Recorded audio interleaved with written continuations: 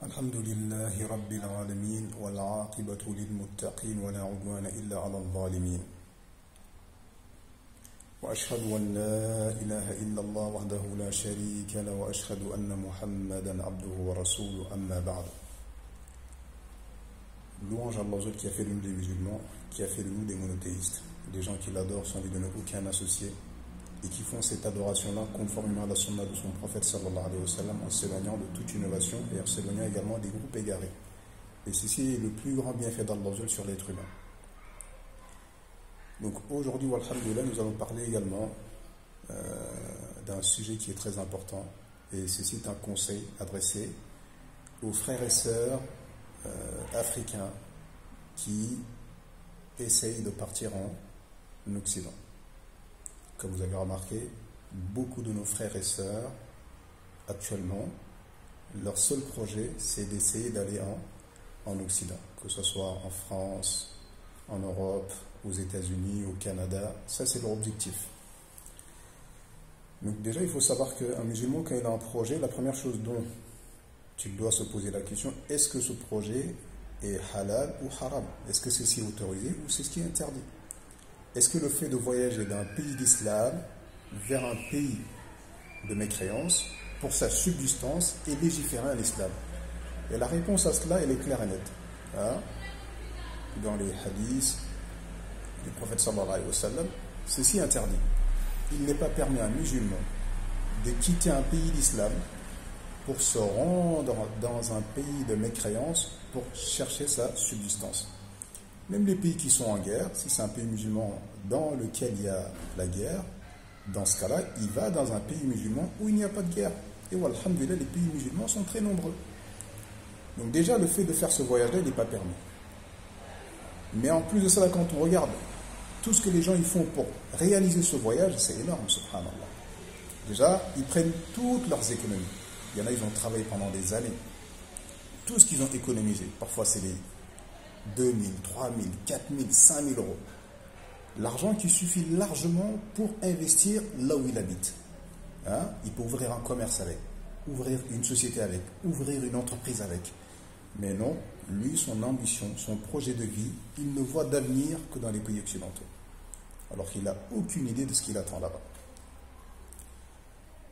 Donc, tout cet argent-là qui est gagné, qui est épargné pendant des années, il y en a d'autres par contre, ils ont un travail. Ils ont un très très bon travail dans un pays d'islam. Ils vivent dignement, ils ont un salaire qui leur suffit à eux et à leur famille.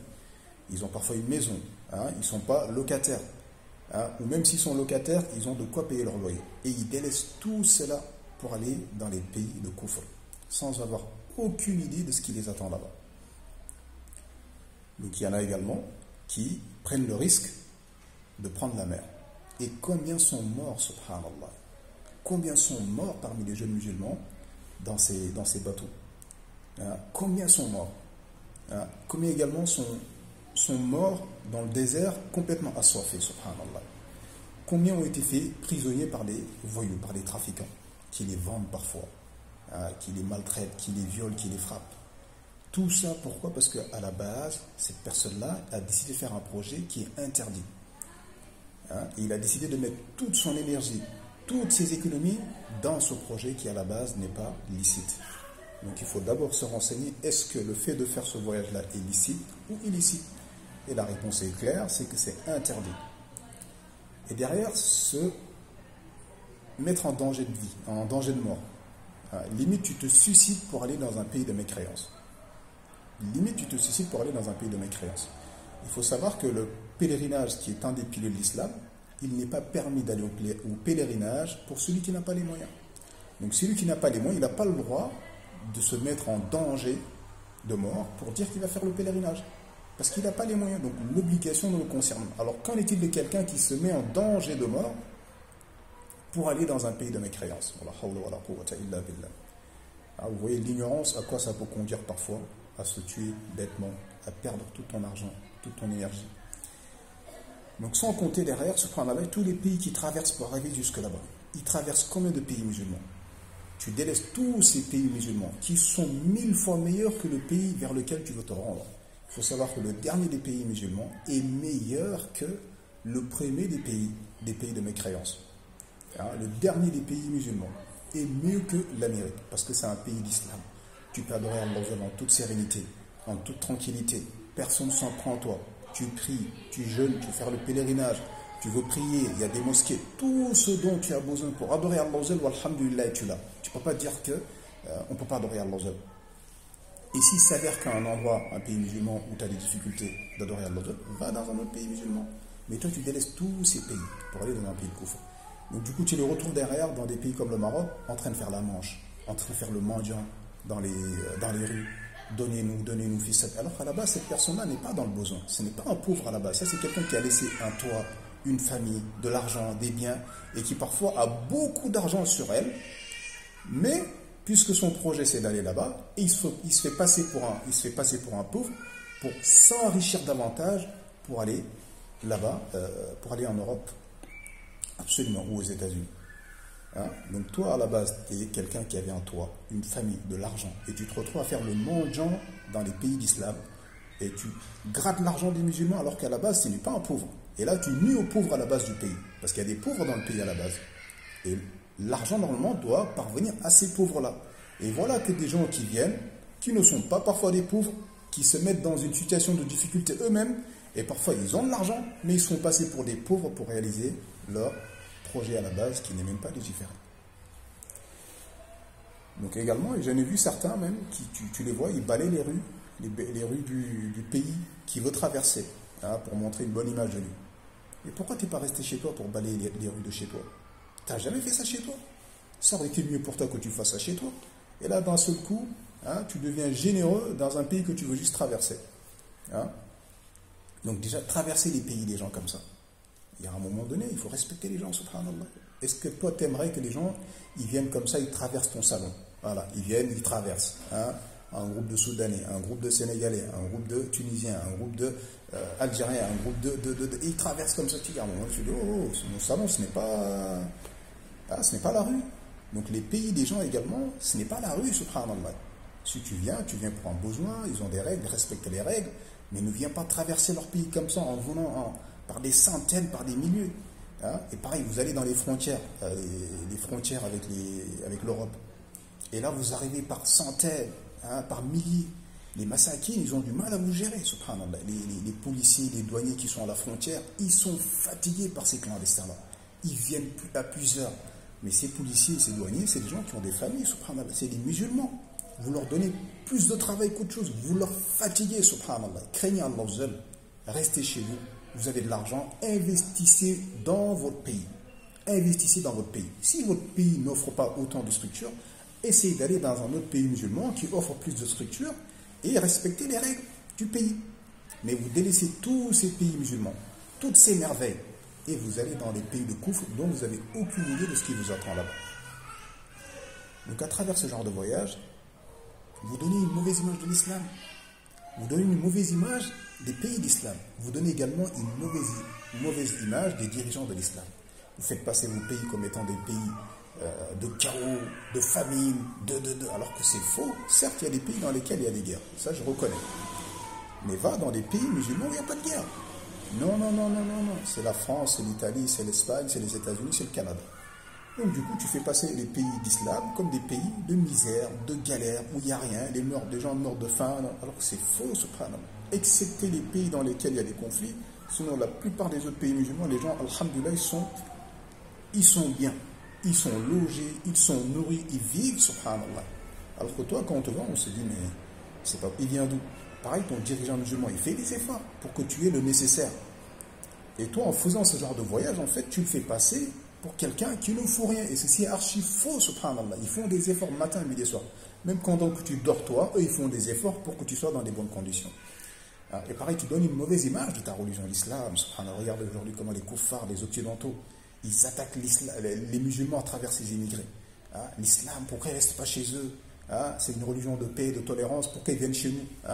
Nous, ils nous critiquent en disant qu'on est des kafirs, qu'on est des pays qui sont bâtis sur le coufre et la mécréance. Regardez ces enfants, regardez ces jeunes, pourquoi ils veulent venir chez nous? C'est parce que, et puis eux derrière, ça les reconforte dans leur mécréance. Ils disent, s'ils veulent venir autant chez nous, c'est qu'on est sur la vérité. Regardez, on est développé.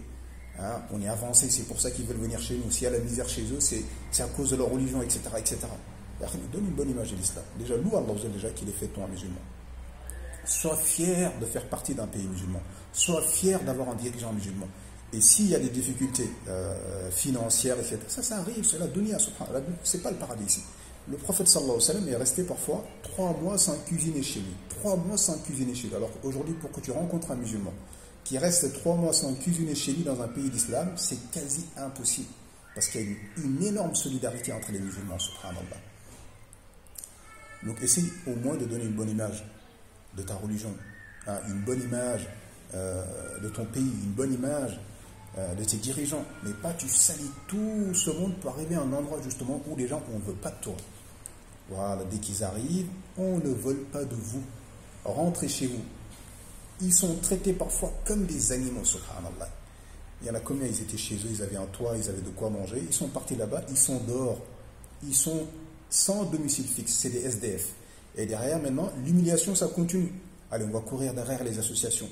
Ah, tiens, il y a telle association, demandeur d'asile, et puis ça commence à mentir. Ah, je me fais passer pour un mineur, pour pas qu'on m'expulse. Et ça ment comme ça fait le mentir auprès des associations. Donnez-nous à manger, donnez-nous à boire, etc., etc. Subhanallah, alors que toi, tu étais quelqu'un qui était noble. Hein, tu es musulman, tu es issu d'un pays musulman, tu avais un toit, tu avais une maison, tu avais de l'argent, et tu as pris tout ça pour aller finir dans cette humiliation et ce rabaissement-là. Tu vas arriver dans un pays dans lequel on ne t'aime pas. On ne t'aime pas par rapport à ta religion, on ne t'aime pas par rapport à ta couleur de peau également, parce que c'est des pays racistes. Hein, et derrière, tu fais le mendiant, tu rabaisses ton pays, tu rabaisses ta famille, tu rabaisses ton dirigeant, hein, tu rabaisses ta religion. Soyez fiers de cette religion. Comme le disait Omar radiallahu anhu, nous étions des peuples qui étaient humiliés. Allah nous a honorés par l'islam. Donc si on cherche l'honneur par autre chose que l'islam, Allah va nous humilier. Donc tous ceux qui cherchent la richesse dans les terres autres que les terres d'islam, tu verras qu'ils sont humiliés, rabaissés et pauvres, subhanallah. Ils n'ont rien, subhanallah. Parce que la vraie richesse, c'est d'être dans les terres d'islam. Même si tu as peu de choses, alhamdulillah, tu es entouré de gens qui ont la même religion que toi, qui sont miséricordieux envers toi, qui t'aideront forcément, hein, comme ils peuvent, etc., etc. Et au moins, tu as cette fierté, tu as cet honneur, en fait, cette puissance, subhanallah.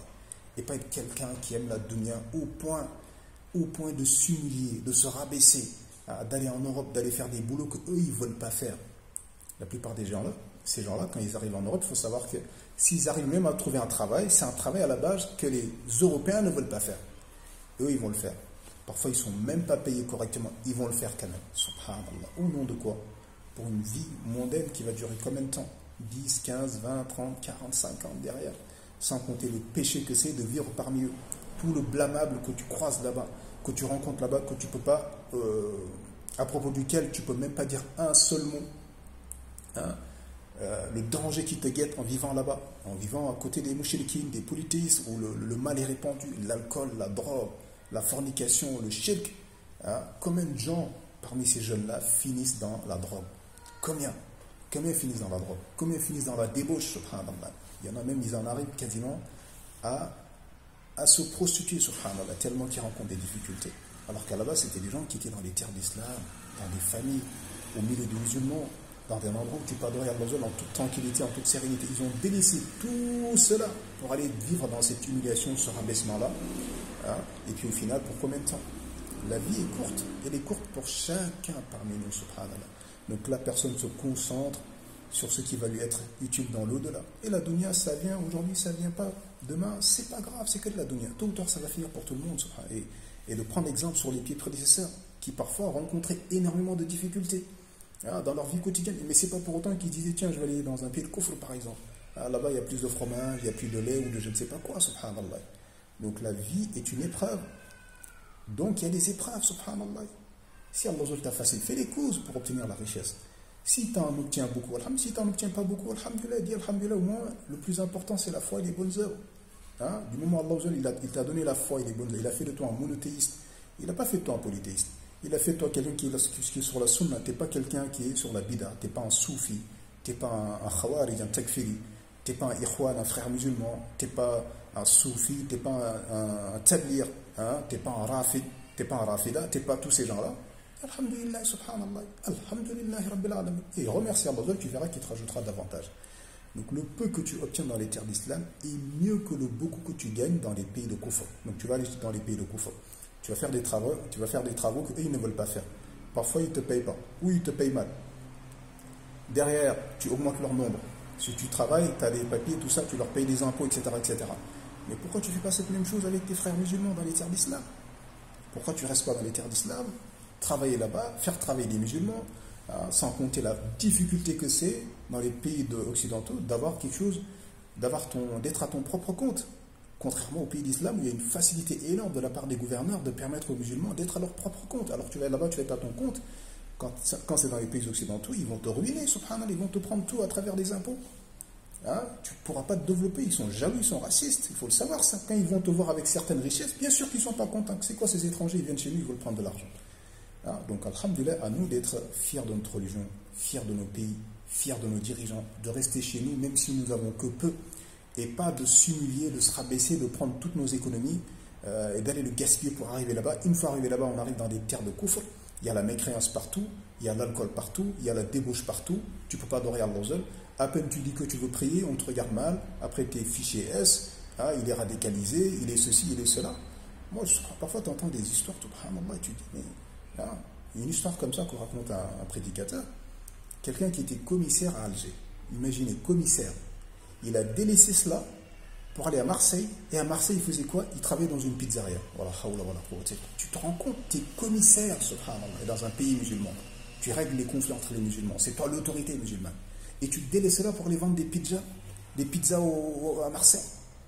Des gens également pareil, ils étaient enseignants, ils avaient un salaire, ils avaient un travail, alhamdoulilah, avec ça ils se débrouillaient, ils ont délaissé cela pour aller faire des métiers de déboueurs, des trucs tout dégueulasses, subhanallah, où parfois ils ne peuvent même pas prier, ils ne peuvent même pas faire leur prière au travail. Parfois le Jumu'ah, la prière du vendredi qui est une obligation, tu vois des gens, pendant tout le temps qu'ils travaillent en Europe, ils ne font jamais le Jumu'ah. Tout ça pour quelques euros, sans compter le fait que tu laisses tes enfants grandir dans ces pays-là, ils prennent leurs coutumes, leurs traditions, parfois même, il y en a, ils prennent leur religion, subhanallah. Et Allah va te questionner sur tout ça, subhanallah. Tout ça pour quelques bienfaits mondains, éphémères, subhanallah. Donc le musulman doit faire attention.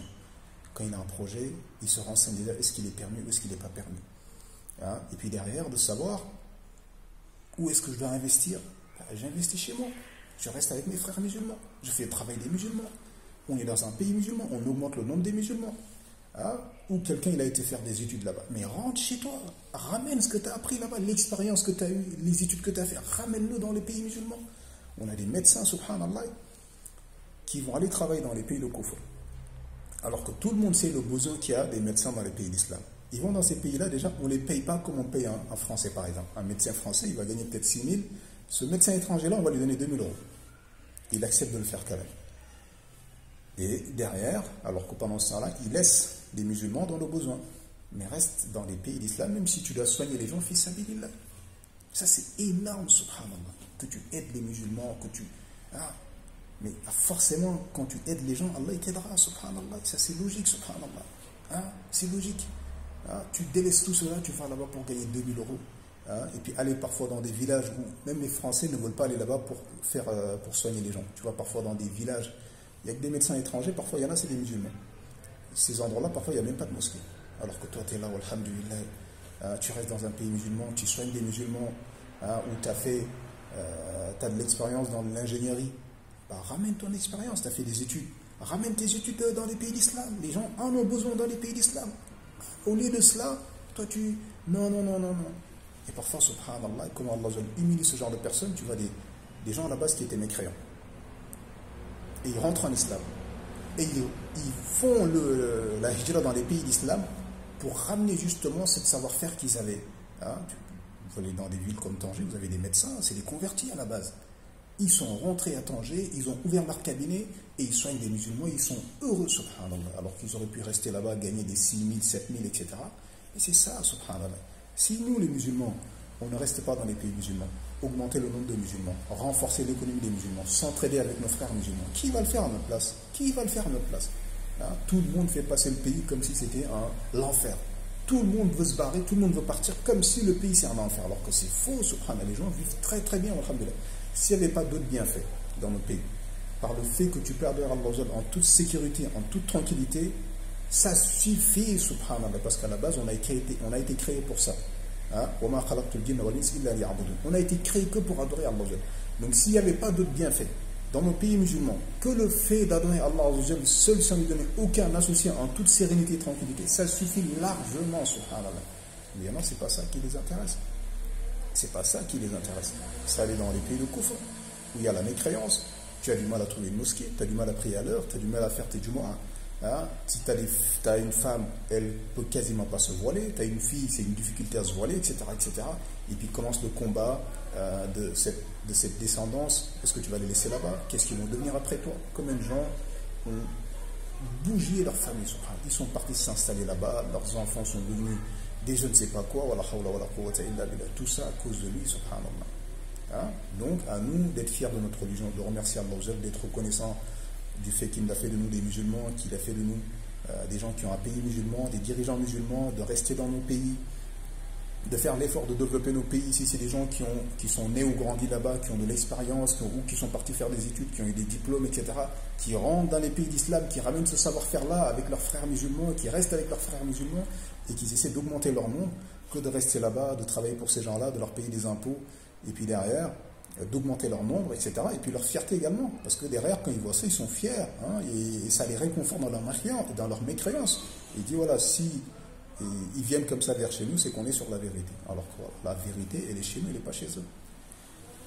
Donc on demande à Allah qu'il fasse de nous des musulmans reconnaissants, des musulmans fiers, hein, qui sont miséricordieux envers les musulmans, qui patientent avec les musulmans, et qui ne les rabaissent pas, qui ne les dénigrent pas, qui ne les font pas passer pour des non-cariens, faire passer nos pays comme des pays de misère, de galère, faire passer nos dirigeants comme des incompétents. Non, c'est des gens, alhamdoulilah, c'est des musulmans, ils font tous leurs efforts possibles déjà pour nous permettre d'adorer Allah en toute sécurité, en toute sérénité.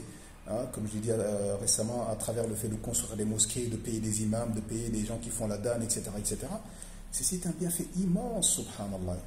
هذا والله أعلم وصلى الله وسلم على نبينا محمد وعلى آله وصحبه أجمعين سبحان ربك رب العزة عما يصفون والسلام على المرسلين والحمد لله رب العالمين.